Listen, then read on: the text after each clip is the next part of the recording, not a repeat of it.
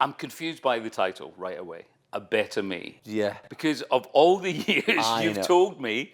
I mean, is it possible? Is it possible? I think it's. I think. I think it's actually. You realise by the end of it, it's been a mental journey, really, more so than a physical one. There was some really dark days in this book. Was it hard revisiting them?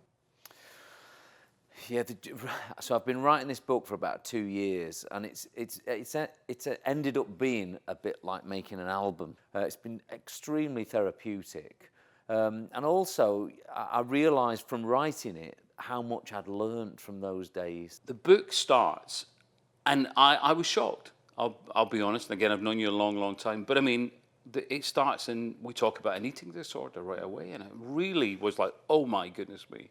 It's just something that haunted me for years, was the eating. I think it's always nice to hear when someone else says, oh, it's not just me. There's one day you talk about in the book, the fat day. 2003, yeah. So was that like, that was it? That was when you'd hit? It was the day where I just went, no, I'm not having this anymore. I'm going to change. I want to change. And I'm determined that this is not who I've become.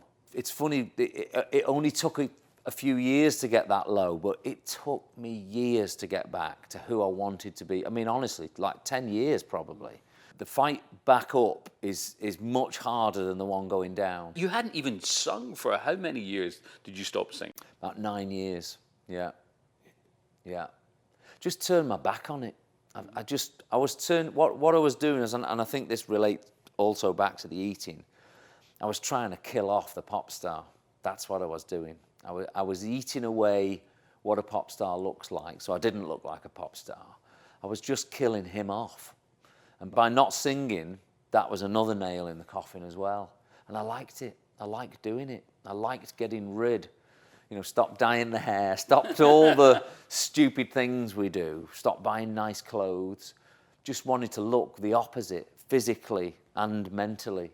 And in some ways it sort of needed to happen as well. I'd had that ridiculous 90s period where, the ego was just getting bigger and you just think, there's only one way back from this, and it was down. Was the ego out of control then? It was completely out of control. I was the only one at that point who was actually writing songs. Again, I love to write music. I just felt the pressure of it all on my shoulders in the 90s. And you're the lead singer. But yeah. Always. When you've been big, the only other thing you can be is really not big, is to sort of lose everything. And simply because it was a really humiliating thing that happened, because, I've been in this band, it all ends, you get dropped. One of your band members goes on to be he ends up going through the stratosphere. You're just the loser. There's like a big L wherever you look, all over your body. You're just a loser. I just didn't want to be me. I just hated myself at that point. It's interesting as well when you talk about the whole Robbie situation, because there was that period, as you're saying, when you were going down, he was going up, then he'd come down, then you started. It's been like that. It's almost been like a Man City, Man United. It's a weird sort of rivalry. Mm-hmm. I mean, how do you describe it? Well, I think we'd both say it's not a rivalry, but it is. That's a perfect description, isn't it?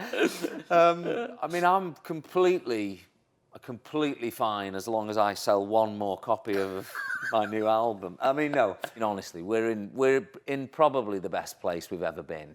We talk a lot, we email a lot. It's, I think those days are over. I really do.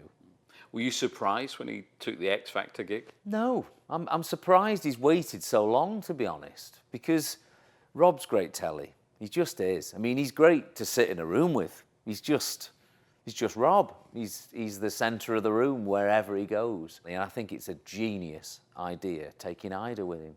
I know what Rob's like. He doesn't really like new environments. And I really think Ida, I remember the first time I met her, and I remember coming home to the hotel and phoning everyone up and going, Rob's going to be all right, because I've just met his fiancée, and she's going to look after him. She's going to save his life.